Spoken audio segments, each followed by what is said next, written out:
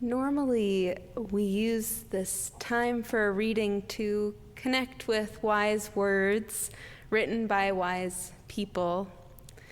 And we are connecting to wisdom in our reading today. But today, beloveds, you are the reading. You hold the wisdom that we need today. So much has happened this week, which are words that are true far too often. With the joys and sorrows of our community and the world in our hearts and minds and the prayers on your heart, I ask you to risk noticing, where is this landing in your body right now? Where is the weight or the tightness or the heartbreak or the excitement? Where is the kind of fill in the blank?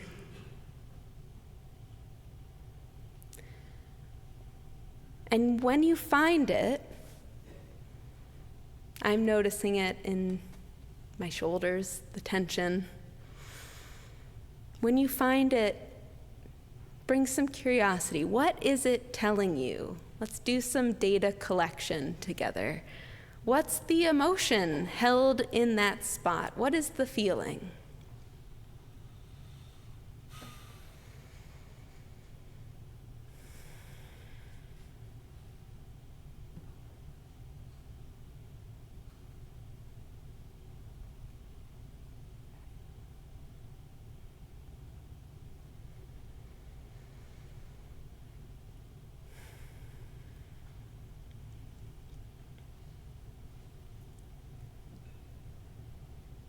And finally, take a moment to respond to it with a little movement, whatever that looks like for you. Maybe putting your hand on your heart or your core, wiggling the tightness from your shoulders, standing up, moving around, just a little movement to respond to that information in your body right now.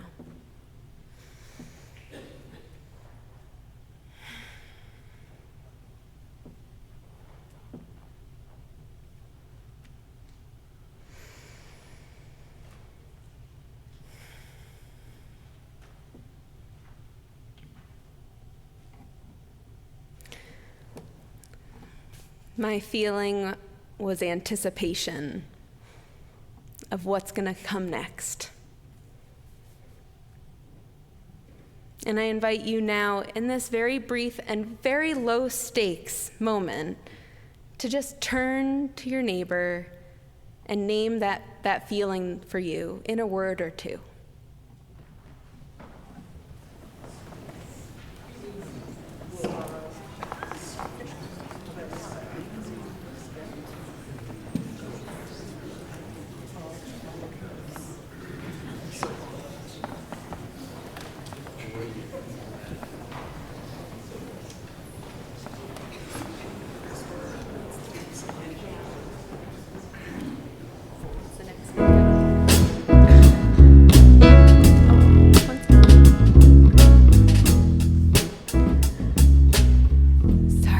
One moment. That was on me. I know. I'm anticipating, you're anticipating. I get it. I really appreciate it. And I could have let it go, but I just, I wrote these words and I'm feeling eager. Thank you for taking that risk in that moment together and arriving here. Truly arriving in this moment together means bringing the messiness and the pain. It means bringing the thinking about what's happening next week. It means bringing all that's weighing from the week before. It means bringing the joy and the silliness. Wow, actually, thank you. It means being with your being amidst all other beings. So welcome. All that you bring in your being is exactly the wisdom we need today You bring the wisdom that answers the questions that we're probably asking every single day right now. What's going on? Welcome to the risk of our faith. Those are the words that I heard this week, echoed in the outrage and grief expressed after the murder of Renee Nicole Good. Outrage and grief that has been building exponentially with every abduction and every death. Welcome to the risk of our faith. Unitarian Universalism, where we hold fast to our faith in humanity and our faith in each other. Where we fight like hell to make this world a place of belonging, drawing our circle wider and wider still until everyone knows that they deserve to feel they belong. Unitarian Universalism, where we feel the depths of every tragedy and choose to climb our way out again and keep doing the work we are called to do. Unitarian Universalism, where we learn and remember over and over again how to reclaim our power, how to be the mischief makers. And today we are so on top of it that we have already worked on the remembering, the attention that we need to give our bodies as we encounter the ever-intense experience of being in the world. Now I'd like to learn with you some more through storytelling. We begin with a story from the Hindu tradition, a story of power and justice. Once upon a time, because every good story starts that way.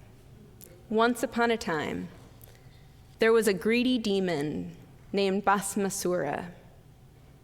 In search of power, he collected ashes from funeral pyres as an offering to Lord Shiva. Seeing Bhasmasura's devotion, Lord Shiva appeared before him to offer any favor he wanted. And with a wicked grin, Bhasmasura said, "Lord Shiva, I want the power that if I touch anybody's head, that person should turn to ashes." Lord Shiva, bound by his nature, granted the favor, and Bhasmasura was overjoyed. He felt invincible and grew arrogant. And the gods watched with worry as the chaos he might cause. Seeing this danger, Lord Vishnu decided to help the only way he could, with some mischief. So Lord Vishnu transformed into Mohini, a beautiful enchantress.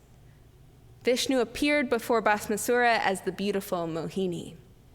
And in the midst of the chaos he was creating, Bhasmasura was stopped in his tracks by the appearance of Mohini. Captivated by her beauty, he asked, "Who are you?" "I am Mohini, the renowned dancer," she said. Intrigued, Bhasmasura said, "Show me your talent then, if you are so great." So Mohini began to dance. Her movements were mesmerizing and graceful, and Bhasmasura became so enchanted that he started to imitate her dance. They danced and danced, and as they danced, Mohini placed her hand on her head. Bhasmasura, lost in the dance, did the same, and the moment he touched his head, flames erupted and he burned to ashes, destroyed by his own greed. The gods sighed with relief, grateful for Lord Vishnu's clever intervention, and the story of Bhasmasura lived on, reminding all of the dangers of greed and the power of divine justice. The dangers of greed, and the power of divine justice. I believe we're all aware of the dangers of greed, the dangers of abusing power. But what of the power of divine justice? In this story of Basmasura, justice is served by a mischievous God. And though the theologies in this room vary, we are a faith that centers the work of our community, the work of humanity, the work of each of us. We're not waiting for a mischievous God to restore justice. So if divine justice is in the room today, it's because we are creating justice. It's because we must be the mischief makers. I have to ask, who in this room would describe themselves as a mischief maker? Okay, we'll work on that. For anyone who is hesitant to take on the term, I'm there with you. It wasn't until I heard some brilliant words of Reverend Leela Sina this past summer that I realized my mischief-making potential. In their powerful Berry Street lecture last June, Reverend Leela Sina invited us, all of us, into the mischief. Z said, what we need is a transformative mischief. And transformative mischief is a game of imagination. Not a game in the competitive sense, but in the possibility sense, in the, well, why not sense. We need a game, a way in, a secret door, end quote. Reverend Sina points to the tales of mischief makers as the stories that people living under a tyrant told about their hero. I agree. These stories are instructions for us to tell us what it means to be a hero amidst tyranny, what we need, how to lead, how to be clever about working within a harmful system. And one of the powerful stories that Reverend Sina shared was about one of the great mischief makers of history, Robin Hood. Z emphasized that the stories of Robin Hood offer hope to those seeking to reclaim power in the midst of powerlessness. And I think that is pretty helpful right now, so I want to share their powerful words with you. Quote, Robin Hood was a different kind of highway robber. He would stop a party of wealthy people on the highway like every other robber, but he wouldn't attack them. He'd bring them back to the forest and feast with them. He'd get them laughing and drinking good beer and eating venison, the king's deer. He'd do the things they didn't expect. He'd engage them in the pleasures of the outlaw life. He'd change the narrative. He didn't want to torture them. He didn't want to harm them as such. He just wanted to make a point. And then he'd relieve them of all the gold they didn't need and tell them he'd be sure to use it for good causes. Not being the monster people are expecting, that is part of the mischief. Robin Hood did not like greed, he didn't like excessive wealth, and he didn't like hypocrisy or abuse of power. He also did not like poverty. He did not valorize or glamorize poverty. He did something about it from where he was with the tools he had. End quote. All we can do is work with what we have. And what we have individually and collectively is power. The wisdom you each brought to this space for our reading this morning, that is power. But the key part we're still missing, or at least the key part that I was still missing, was how to follow the direction of mischief. I can find the mischief makers, some of you in here, but how do I know when I'm bringing that spirit myself? Because in actuality, I don't think mischief is only that thing we do outside of ourselves, that thing that we can see others do. Not at all. I think mischief is, like Reverend Sina said about Robin Hood, mischief is when we change the narrative, when we use the tools of this harmful system to make justice happen, in a way that forces the narrative of the system to change. This week, the harmful system offered us reasons to be fearful and to step back. And yesterday, thousands gathered across this country to demonstrate that actually the fear isn't the narrative, collective liberation is. But I want to return to that important question: how do we know when we are bringing that mischief? How do we know when to listen to the call to demonstrate like yesterday? How do we know if self-care or reaching out to friends is the mischief-making we need? Here's what I learned when I listened to the Mischief Makers. The heart of making mischief is calling in those on the outskirts, just like Robin Hood did. It's realizing who feels like they don't belong and figure out how to change it. This does mean protests and rallies. This also means doing what we need to do to call ourselves in from the outskirts, doing what we must to resist despair and resist apathy. To effectively make mischief is to be worthy of the trust of those who are made to feel that they don't belong. I'll say that again. To make mischief is to be worthy, to prove yourself worthy, to practice being worthy of the trust of those who are made to feel they don't belong. If you are doing the work to build trust,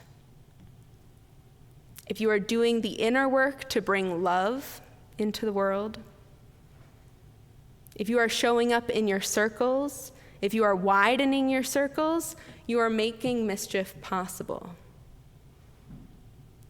If you are making mischief happen,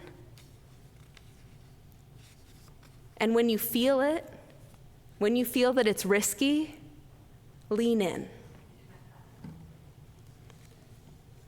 Then notice the people who lean in first and figure out what you need to do for yourself so you can be that for someone else. Welcome to the risk of our faith, where we hold fast to our faith in humanity and our faith in each other and our faith in ourselves. Unitarian Universalism, where we fight like hell to make this world a place of belonging, where we draw our circle wider still until everyone knows that they deserve to feel they belong, where we feel the depths of every single tragedy and choose to climb our way out again and keep doing the work we are called to do. Unitarian Universalism, where we learn over and over again how to reclaim our power and how it looks to be the mischief makers. So let's make it so. Amen.